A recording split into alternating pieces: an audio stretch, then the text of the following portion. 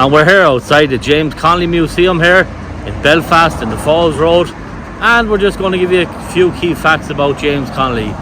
Now, James Connolly was a key figure in the fight of Irish rights. His writings, especially Labour in Irish history, was of great influence in establishing movements to empower Irish workers. Connolly saw bad housing as symptomatic of capitalism exploitations. This quote reflected his view that private landlordism exploited tenants and denied the control over basic needs. In my opinion, he was right. Just look at foreign investors buying up property in Ireland today, some exploiting tenants' rights. And Connolly's writings, the request of Ireland, we envisaged a future where housing was based on need and not wealth, and this is evident today. So you, the viewer, are going to decide. But we're going to show you inside the museum now and some of the history of James Connolly, so you can get a background of what he stood for. And James Connolly was what is known as an Irish socialist, and he developed trade unions and had strong views on housing as part of his critique of capitalism. Here we see James Connolly lived here in the Falls Road from 1911 to 1916. It seems clear from his writings that decent housing was a fundamental right, and he was instrumental in setting up unions, as you'll see here, for workers' rights here in Ireland. And he drew large inspiration from Karl Marx. Karl Marx being another socialist. And as you'll see here, the union posters here in the museum demonstrating that James Connolly was a great lobbyist for the rights of workers.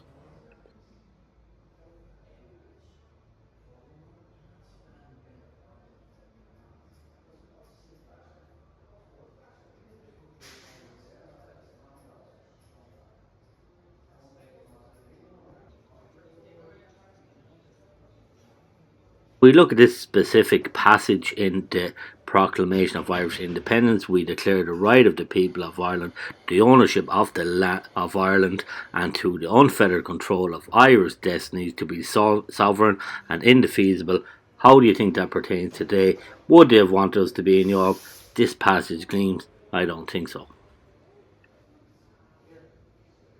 We see here in the Irish Proclamation who signed it was Thomas Clarke, Sean McDermott, Padraig Pearse, James Connolly, Thomas MacDonagh, McCant and Joseph Plunkett.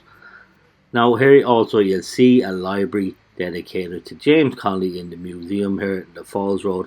He was a great advocate, he was well learned. It could be said that James Connolly saw poor housing conditions as a direct result of capitalist exploitation in his writings, and point to view slums and tenants' housing were physical manifestations of the inequity created by a system that prioritised profit over people. Do we see this today? I think so. And I hope you see now how this has manifested in the housing situation in Ireland to the present day. Socialists do have different views on housing, so we're going to look at that now, and we're just going to talk about that. So I hope you enjoyed this short tour of the museum, just to give you some picture detail and knowledge before we go on to talk about James Connolly, in our opinion, what we think. And you can always give your discussion and comments in the comments below after, whether you agree or disagree.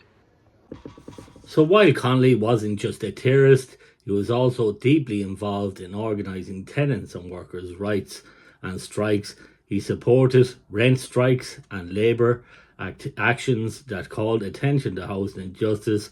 I give you an example of how socialism is applied in law, as most persons learn it in law school. A recent case in Athlone of the IPS Centre has reported in the media on public record, where a High Court judge has deferred her judgment on the future of an IPS Centre in Athlone. In the judgment, Mrs. Justice Farrell is quoted as saying, "There are serious consequences for those staying in the accommodation centre who are innocent parties, and many may be vulnerable and face homeless and rough sleeping."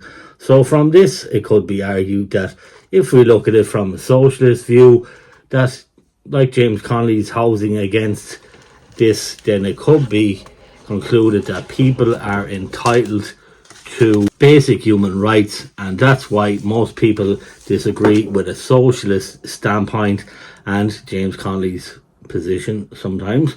But I would argue that we must not look at housing as a right to all who enter the state, but of Irish citizens first. As the Proclamation of Independence states, and I quote from it, "We declare the right of the people of Ireland to the ownership of Ireland and to the unfettered control of Irish destinies, to be sovereign and indefeasible, the long usurpation of the right by a foreign people and government has not extinguished that right, nor can it ever be extinguished by the destruction of the Irish people."